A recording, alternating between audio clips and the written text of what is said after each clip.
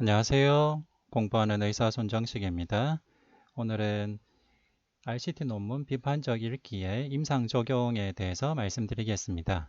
제가 평소 궁금했던 임상 질문에 대한 접근법입니다. 메포민 다음에 2차 경구 혈당 강화제로 무엇을 처방하는 것이 좋을까 궁금했었는데요.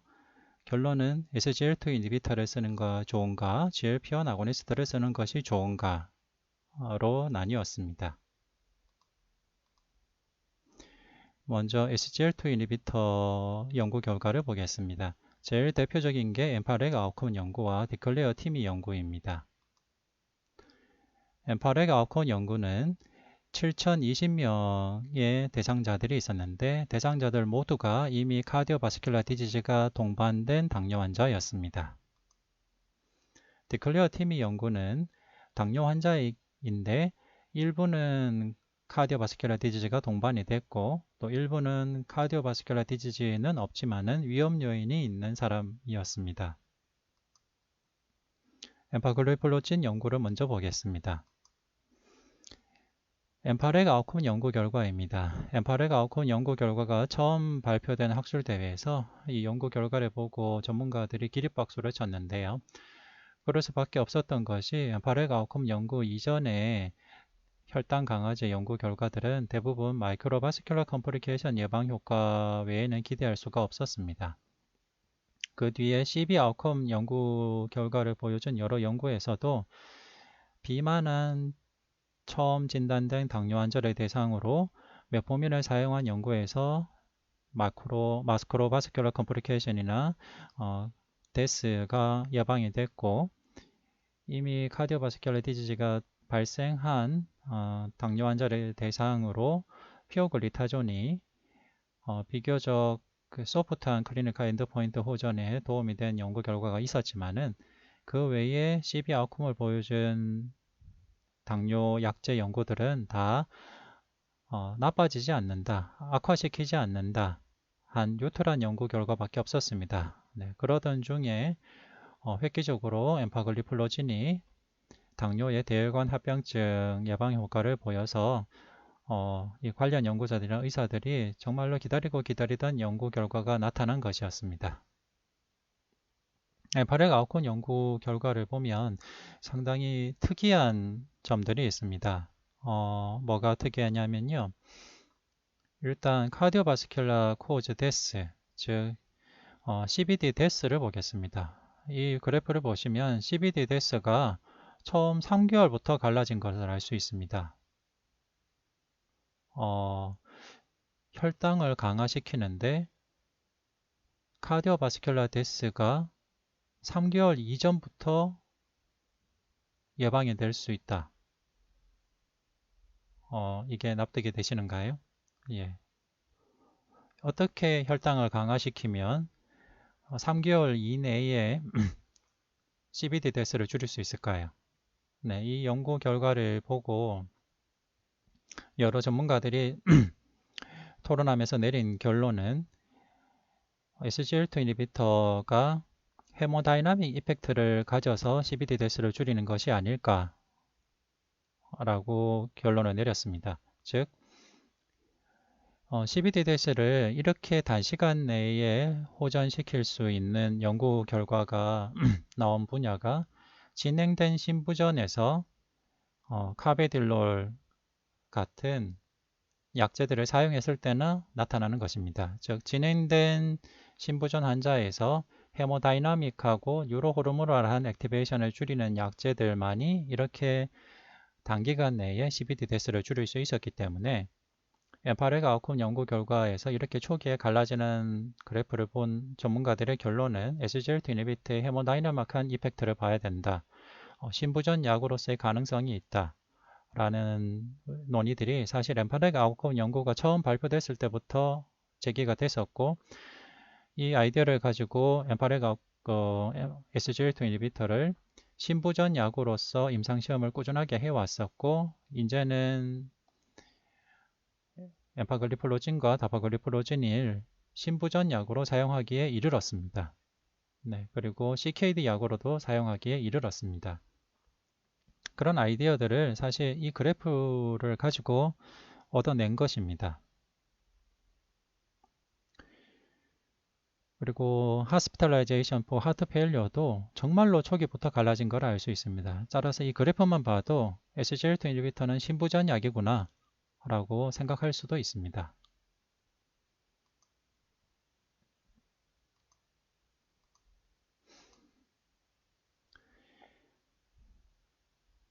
프라이머리 엔드포인트를 보면 non-fetal MI, non-fetal stroke, CVD death 아주 클래시컬한 메이스를 봤습니다. 이 CVD death와 non-fetal MI, non-fetal stroke은 바이어스가 적으면서 아주 하드한 엔드포인트이기 때문에 정말로 이 연구가 깔끔하고 바이어스가 적고 잘 설계된 디자인이구나 라고 생각할 수 있는 클리니컬 엔드포인트입니다. 이 엔드포인트가 플라시보군에서는 12.1% 발생했고 엠파그리폴로제닌군에서는 10.5% 발생했습니다. 하자드 레이셔는 0.86이니까 렐러티브 리스크 리덕션은 14%가 되겠고 앱솔루트 리스크 리덕션은 12.1 빼기 10.5니까 1.6%포인트가 되겠습니다. 사실 이 정도만 해도 정말로 대단한 연구 결과라고 볼 수가 있습니다. 왜냐하면 아주 하드한 엔드포인트를 봤는데 non-fetal MI, non-fetal stroke, CVD death를 1.6%포인트 정도 줄일 수 있다면 정말로 대단한 결과라고 볼 수 있습니다. 특히 all cause death를 줄였는데요. all cause death를 8.3% 빼기 5.7%를 한다면 1.6% 정도 정말로 드라마틱하게 줄였습니다.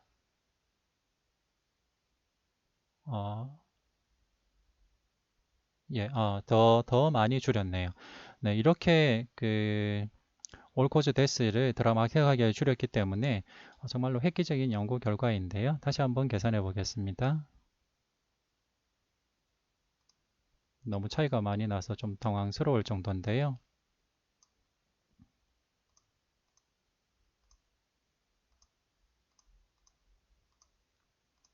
2.6%. 올코즈 데스는 1% 줄이는 것도 힘든데 2.6%면 정말로 대단합니다. 네. 사실 이것만 봐도 연구 결과를 본 의사들과 학자들이 기립박수를 칠 만합니다.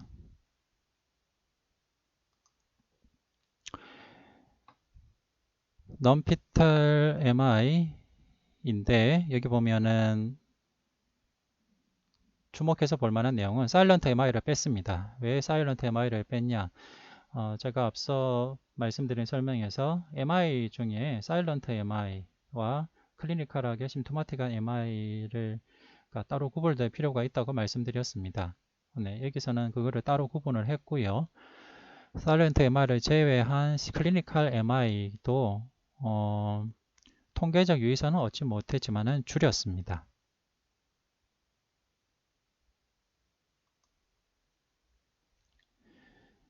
그런데 중요한 고려점 중에 하나가 스트로크를 줄이지 못했습니다.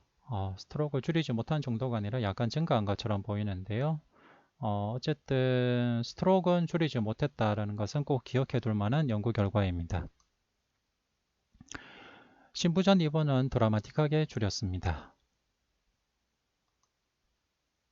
네, 결론을 보면 메디안 옵저베이션 타임은 3.1년, 프라이머리 아웃컴은 엠파글리플로진군이 10.5%, 플라시보군이 12.1%, NNT로 따지면 62로 상당히 의미가 있습니다. 올코즈 모탈리티가 드라마틱한데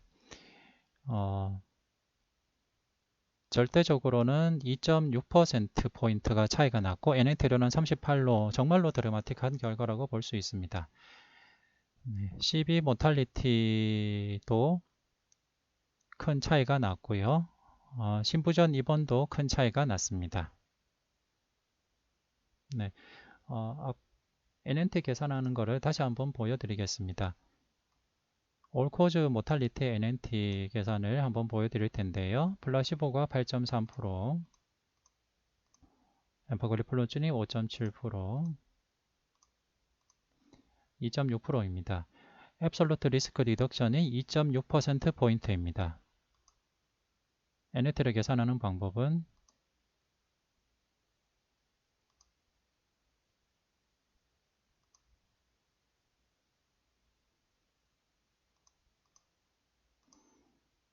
2.6% 포인트이기 때문에 1에다가 2.6%를 나누어야 됩니다.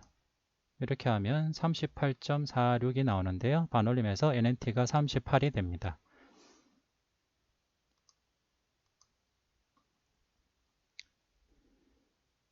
MI는 통계적으로 유의하지는 않지만은 그래도 감소하는 경향을 보였고, 스트로크는 감소시키지 못했습니다. 그래서 기억을 해둘 필요가 있고요.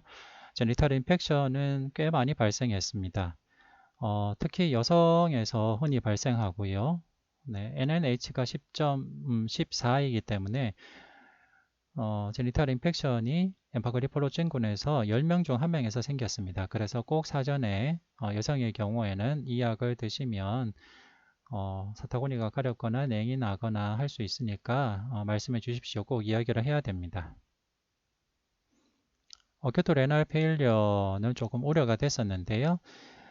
그 이유는 SGLT 인히비터를 사용하게 되면 초기에 배뇨, 이뇨가 증가함에 따라서 어큐트 키드니 인저리가 증가하지 않을까 하는 걱정이 있었습니다. 그런데 도리어 엠파글리폴로진이 키드니 프로텍션 이펙트를 나타내서 어큐트 레날 페일리어와 어큐트 키드니 인저리가 대조군보다 더 적게 발생했습니다. 그래서 이 연구 결과를 봐도 SGLT 인히비터가 CKD 약으로도 쓸만하겠구나 라고 생각할 수 있고, 그래서 CKD 환자를 대상으로 연구 임상시험을 해서 이제 CKD 약으로 허가를 받기에 이르렀습니다.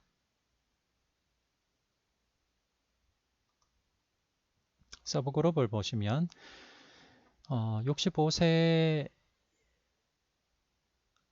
넘는 분들에게도 괜찮은 연구 결과를 보였고요. 보시면은 백인보다 아시안에서 좀 더 효과가 좋을 가능성이 있겠구나 라는 것을 알 수가 있습니다. A1C를 보면 8.5 미만인 경우에 좀 더 효과가 있는 것으로 보였고요. BMI를 보면 BMI가 30 미만인 경우에 좀 더 효과가 있는 것처럼 보였습니다.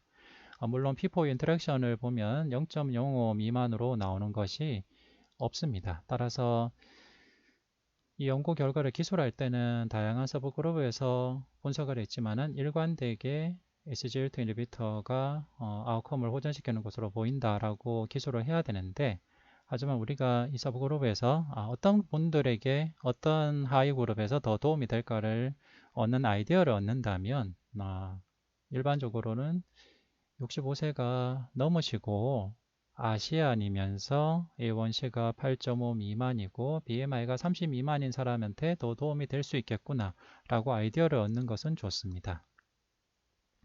카디오바스큘러 리스크로 보면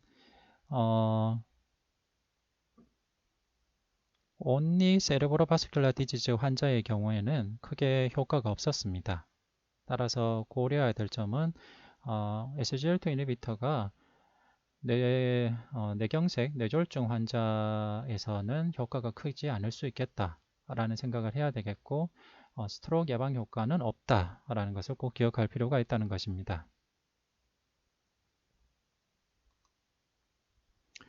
P4 인터랙션 값이 통계적 유의성이 모두 있지는 않지만 65세 이상이고 아시안이면서 A1C가 8.5 미만이고 BMI가 30 미만이고 관성동맥 질환이나 MI 환자에서는 도움이 된다. 하지만은 이 외의 경우 그리고 뇌혈관 질환자에서는 큰 효과를 보이지 못하였다. 기억을 하셔야 되겠습니다. 다파글리폴로진을 보겠습니다. 다파글리폴로진은 이미 CVD가 발생한 당뇨 환자도 있었고 이미 CVD가 발생하지 않은 위험 요인만 가진 환자들도 있었습니다. 보면은 카디오바스큘러 데스, 하트 페일리어 하스피탈라이제이션은 통계적으로 유의하게 호전되는 결과를 보였습니다. 그런데 올코즈 데스는 별다른 차이가 없었고요. 메이스도 통계적으로 유의한 차이는 보이지 못하였습니다. 하지만 레날 아웃컴은 통계적으로 유의한 차이가 있었기 때문에 이때부터 다파글리폴로진이 CKD 약으로서 가능성이 제기가 됐고 그 뒤에 임상시험을 해서 CKD 약으로 허가를 받기에 이르렀습니다. 서브그룹으로 보면 카디오바스큘러 데스 네, hospitalization for heart failure로 본다면 충분히 예방 효과가 나타났지만은 메이스는 차이가 없었고 올 코즈 데스도 차이가 없었지만은 신부전 입원은 크게 호전을 시켜서 신부전 약으로 쓸 가능성이 있겠구나 라고 충분히 기대할 만했고요. 이스케믹 스트로크는 호전시키지 못하였습니다. 그래서 다파그리플로진도 스트로크 예방 효과는 없구나 기억을 해야 되겠고요. CKD 예방 효과는 매우 컸습니다. 그래서 다파글리플로진은 CKD 약으로 쓸 수 있겠구나 라고 생각을 해야 되겠습니다. 서브그룹으로 봐서는 AS12D가 있는 사람은 메이스가 비교적 감소했는데 리스크 팩터만 있는 사람들은 크게 감소하지는 못했습니다. 그래서 사실 다파글리플로진의 최대 단점 중에 하나가 이 면인데요. 하지만 엠파글리플로진은 이미 AS12D가 있는 사람들만을 대상으로 했기 때문에 엠파글리플로진과 다파글리플로진을 그 면에서 비교하기는 힘듭니다.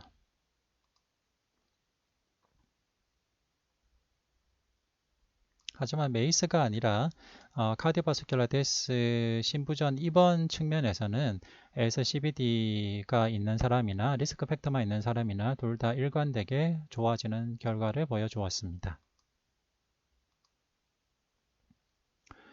다파글리플로진 연구인 디클레어 팀이 연구 결과를 정리해보면 메디아는 4.2년 팔로업을 했고 메이스는 줄이지 못했습니다.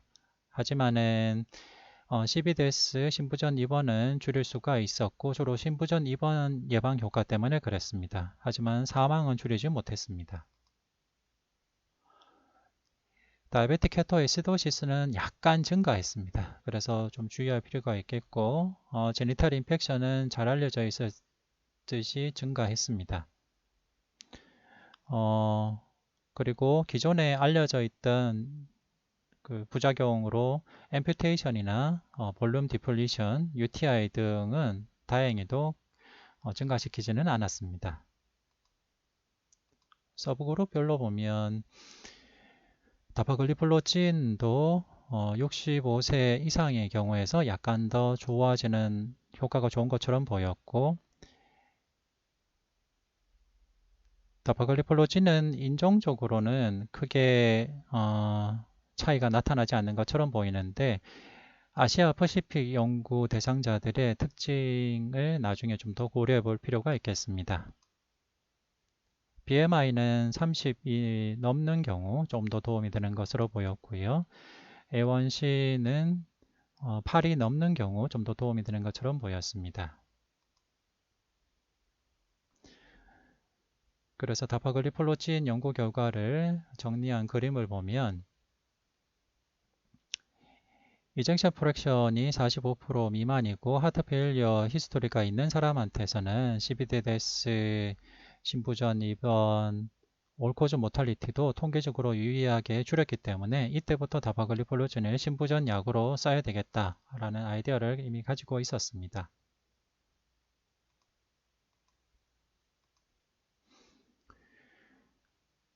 전체적인 CBD 예방 효과 측면에서 본다면 메이스 감소 효과는 이미 AS12D가 발생한 사람들에서는 기대할 수 있고 MI가 발생한 사람한테도 기대할 수 있지만은 MI가 없었던 사람들한테는 메이스 감소 효과가 아직 확실하지 않고 프라이머리 프리벤션으로서 메이스를 감소하는 효과는 보이지 못하였고 하지만은 CBD-DS나 신부전 입원은 전체적인 그룹에서 다 예방 효과를 보였고 키드니, 레날 엔드포인트도 전체적으로 예방 효과를 보였기 때문에 연구 초창기부터 다파글리플로진 같은 SGLT 이니비터가 신부전 약, CKD 약으로서 기대를 받았었습니다. 결론적으로 SGLT 이니비터 연구 결과는 다음과 같이 정리가 됩니다. 대상은 MI 환자, 신부전 환자에서 더 큰 CBD 예방 효과를 기대할 수 있고 예방 효과에서 드라마틱하게 나타난 것은 신부전 입원과 CKD 레날 엔드포인트 예방 효과인데 스트로크 예방 효과는 보여주지 못하였고 제니탈 푼갈 인펙션은 증가해서 약 10% 정도에서 나타났고 에파글리플로찌는 CBD 환자면서 65세 이상이고 아시안이면서 예원시가 8.5 미만이고 BMI 30 미만 인군에서 조금 더 효과적일 가능성이 있습니다. 다만 이게 통계적 유의성이 있는 건 아니었고 경향성이었습니다.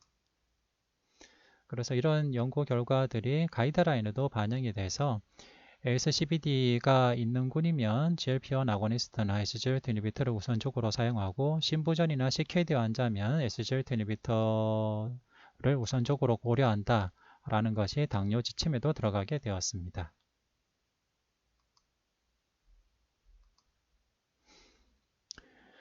그럼 SGLT 이니비터 연구 결과를 보겠습니다. 리더 연구와 리와인드 연구 결과를 볼 텐데요.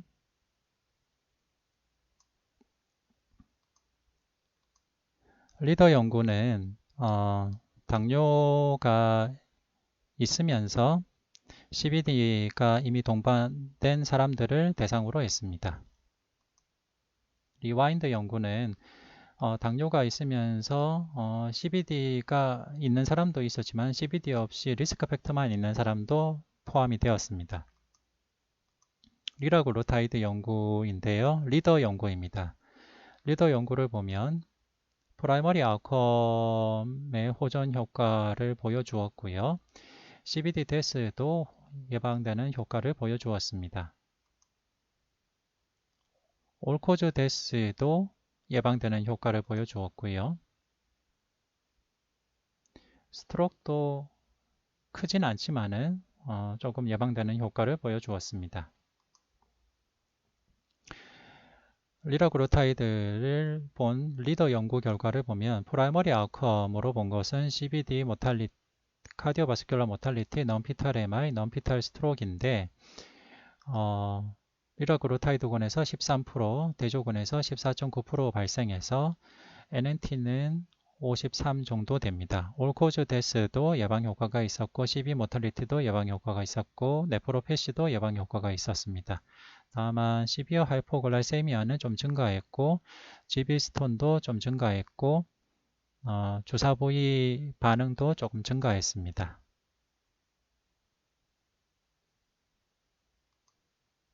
서브그룹으로 보면 임상시험을 시행한 위치에 따라서 타이가 나타나는데요. 사실 그 GLP-1 아고니스트 연구에서 주목받는 내용 중에 하나가 북미에서는 별다른 효과가 없다는 것입니다. 정말로 특이한데요. 리더 연구 외에 다른 연구들에서도 북미에서 시행된 RCT에서는 GLP-1 아고니스트가 CVD 예방 효과가 없었습니다. 여러 가지 가설들이 있는데요. 아직 확실하지는 않습니다. 하지만 다행스러운 것은 아시아에서는 비교적 예방 효과가 있었다는 것입니다. 인종적으로도 아시아에서 아시안들이 좀 더 예방 효과를 기대할 수 있고 화이트는 예방 효과가 좀 적은 편입니다. 리스크 오브 CVD 면에서는 이미 CVD가 있는 사람들일 경우에 예방 효과가 있었고 레날 펑션이 낮은 사람에서 예방 효과가 더 컸습니다. P4 인터랙션 값이 통계적 유의성이 모두 있지는 않지만은 CVD 환자면서 아시안 CKD 환자에서 GLP-1 아고니스트가 더 좋을 가능성이 있습니다. 돌라클로타이드를 보겠습니다. 리와이드 연구에서도 컴포지트 카디오바스큘러 아웃컴이 호전이 되는 결과를 보였고요. 스트로크도 예방되는 효과를 보였습니다. SGLT 이니비터는 스트로크 예방 효과가 없기 때문에 기억할 만한 결과라고 볼 수 있습니다. 리와인드 연구 결과를 보면 프라이머리 아웃컴으로 CVD 데스, MI 스트로크인데요. NNT가 71 정도로 그래도 유의하게 예방 효과가 있었고 넌피탈 스트로크가 예방되는 효과가 있었고 레날 아웃컴도 예방되는 효과가 있었습니다. 서브그룹으로 보면 다행스러운 것은 돌라글루타이드는 이미 CBD가 생기지는 않는 1차 예방군을 대상으로 또 연구를 했는데 1차 예방군을 대상으로도 메이스 예방 효과를 보였다는 것이 기억할 만한 좋은 연구 결과입니다. 그리고 지역별로도 북미에서는 예방 효과가 없었고 아시아에서는 예방 효과가 있었다라는 것이 기억할 만한 연구 결과입니다. 그저 CBD 없는 1차 예방군에서도 효과적이었다는 것이 중요하고 아시안에서 효과적이었다는 것도 중요한 결과가 되겠습니다. 따라서 GLP-1 아고니스트를 사용할 만한 대상군은 리라글루타이드는 CBD 환자, 아시안 CKD 환자, 돌라글루타이드는 기저 CBD가 없는 1차 예방군에서도 효과적이었고 아시안에서 더 효과적일 가능성이 있습니다. 예방 효과로 나타나는 것은 메이스, 스트로크, CKD, 레날 엔드포인트입니다. 자, 그러면 이제 최신 지견 쉽게 익히고 적용하기를 마무리하도록 하겠습니다. 자, 그럼 최신 지견을 쉽게 익히고 적용하기 위한 제일 간단한 방법은 뭘까요? 네, 제일 간단한 방법은 신문을 보시는 겁니다.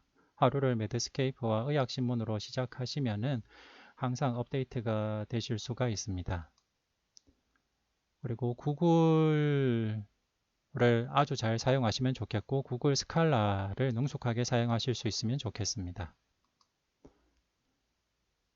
진단과 치료에 확신에 서지 않은 환자를 보자마자 궁금증이 생기자마자 찾아보셔야 됩니다. 왜냐하면 몇 시간이 지나고 한 하루가 지나면 더 이상 궁금하지 않을 겁니다. 네, 궁금함이 생기는 그 순간 바로 찾아보시는 습관을 들이시면 좋겠습니다.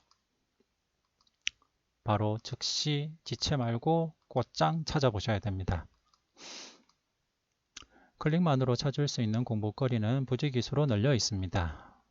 자, 이제 공부만 하시면 되고요. 오늘 먹을 치킨을 내일로 미루지 말자라는 말이 있습니다. 제가 말씀드리고 싶은 내용은 오늘 궁금한 것을 내일로 미루지 마시고 바로바로 그날 확인하시고 업데이트 시키시는 습관을 들이시면 계속 발전하고 성장할 수 있습니다. 네, 경청해 주셔서 감사합니다.